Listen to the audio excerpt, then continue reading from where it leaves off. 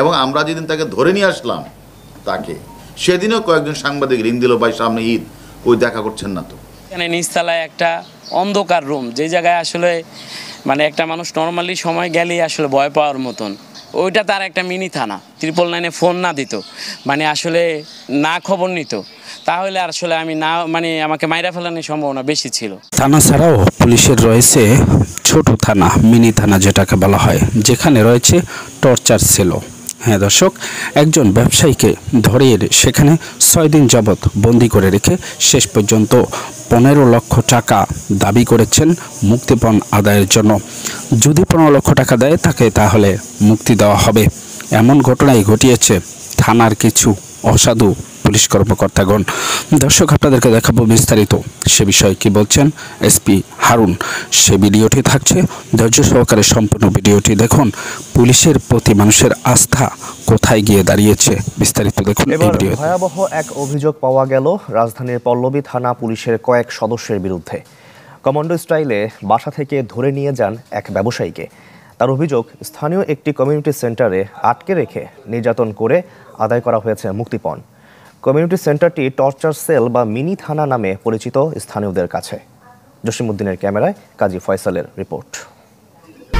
1, 2, 3 ঢাকায় জমি জিতে নিন 100% ক্যাশব্যাক সহ 20 কোটি টাকার পুরস্কার।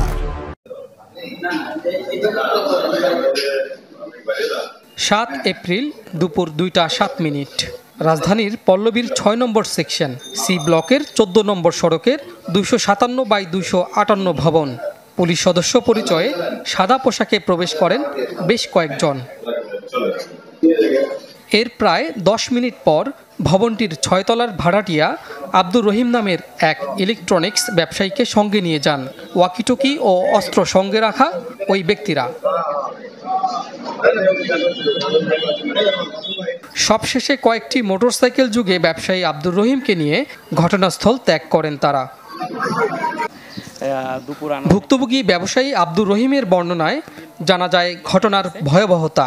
ওই ব্যক্তিদের প্রথমে ভুয়া পুলিশ মনে হলেও এক পর্যায়ে নিশ্চিত হন তারা আসল পুলিশ। প্রথমে বলে না, পরে বলে থানা থেকে আসছি, পল্লবী থানার থেকে।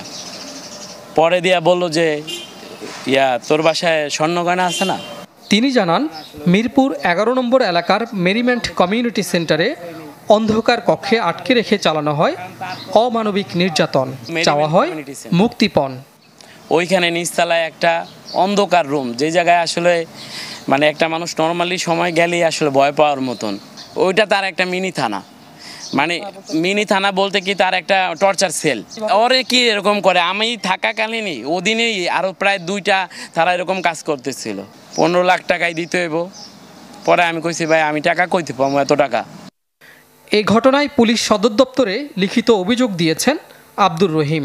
মামলাও করেছেন আদালতে, যাতে আসামি করা হয়েছে পল্লবী থানার এসআই শুভ, এসআই জিতু, এএসআই ফয়সাল সহ 6 পুলিশ সদস্যকে।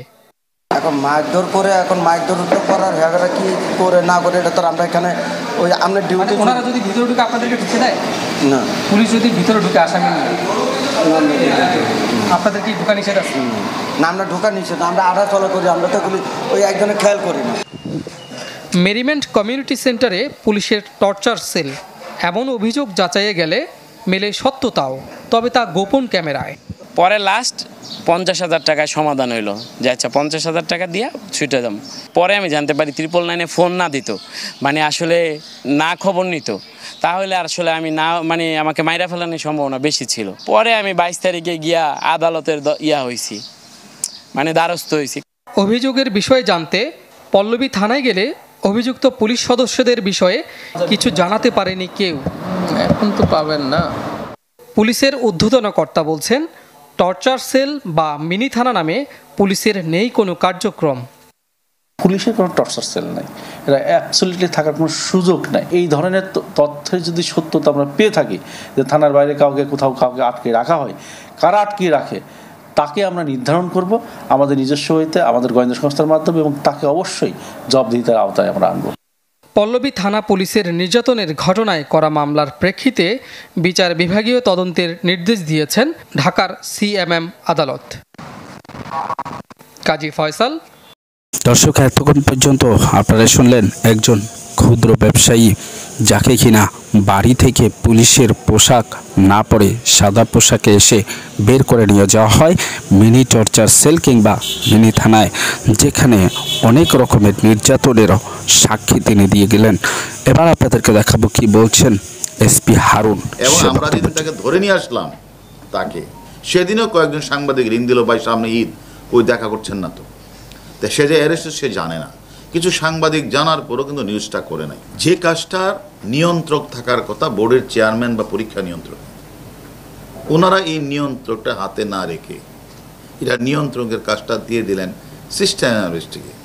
আর সিস্টেম অ্যানালিস্ট সে বোর্ড থেকে প্রতিদিন হাজার হাজার মূল কাগজপত্র নিয়ে তার পাইপ পাড়ার বাসাতে সে একটা কারখানা স্থাপন করে সেখান থেকে তিনি সার্টিফিকেট তৈরি করছেন।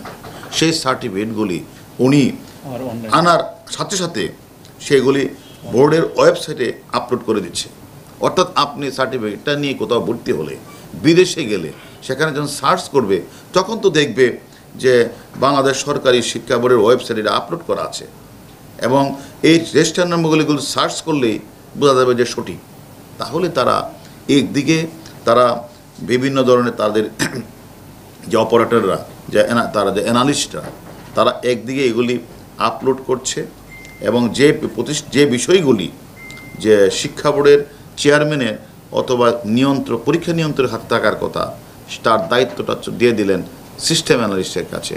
আর সে এগুলি আপলোড করে মানুষের কাছে সার্টিফিকেট বিক্রি করে পৃথিবীর বিভিন্ন দেশে তারা এই সার্টিফিকেটগুলি না শুধুমাত্র যে পরীক্ষা না, আমরা নাম বয়স কমিয়ে দিচ্ছে, তারা রেজিস্ট্রেশন নাম্বার চেঞ্জ করে দিচ্ছে, তারা বয়স একজনের নাম দিয়ে আরেকজনের নাম ঢুকিয়ে দিচ্ছে।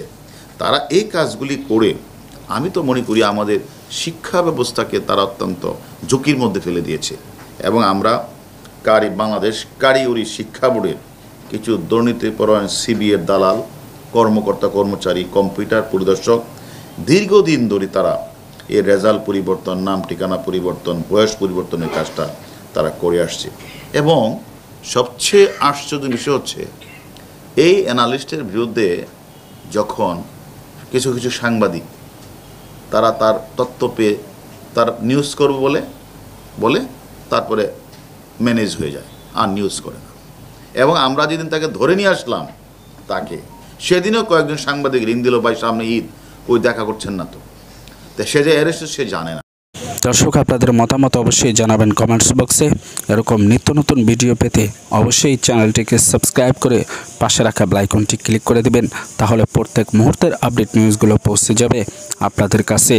দর্শক, দেখা হবে অন্য কোনো ভিডিওতে। ততক্ষণ পর্যন্ত ভালো থাকুন, সুস্থ থাকুন। আসসালামু আলাইকুম ওয়া রাহমাতুল্লাহি